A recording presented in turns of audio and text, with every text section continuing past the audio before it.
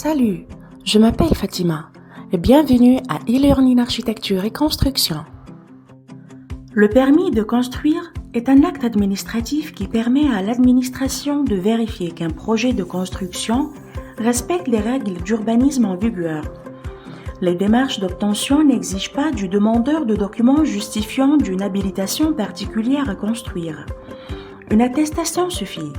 Le recours à un architecte pour réaliser un projet de construction est obligatoire dès lors que la surface de plancher ou l'emprise au sol de la future construction dépasse 170 m². Un permis de construire est exigé pour les constructions nouvelles qui créent une surface du plancher ou une emprise au sol supérieure à 20 m².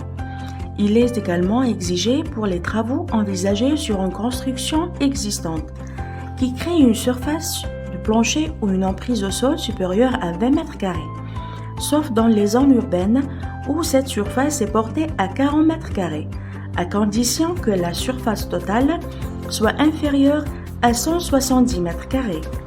Modifiant les structures porteuses ou la façade du bâtiment lorsque ces travaux s'accompagnent d'un changement de destination, par exemple transformation d'un local commercial en local d'habitation.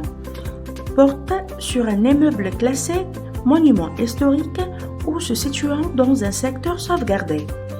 Les formulaires de demande sont disponibles en mairie ou téléchargeables sur le site. L'autorisation accordée doit faire l'objet d'un affichage sur le terrain. Cette formalité permet au tiers de contester l'autorisation s'il estime que celle-ci leur porte préjudice et est contraire aux règles d'urbanisme. Le formulaire de demande de permis de construire doit être accompagné des pièces suivantes: une notice décrivant le terrain et le projet de construction, un plan d'ensemble du projet en perspective, une ou deux photographies permettant d'apprécier l'insertion du projet dans son environnement, un plan de situation du terrain, un plan de masse de construction à édifier ou à modifier, un plan des façades et des toitures, un plan éventuel des niveaux de la construction, un document graphique faisant apparaître l'état initial et l'état final de chacune des parties du bâtiment faisant l'objet de travaux s'il s'agit d'un agrandissement ou d'une rénovation. Plan représentant l'état initial de chacune des parties du bâtiment faisant l'objet des travaux. Plan côté des différents niveaux précisant la position des ouvertures.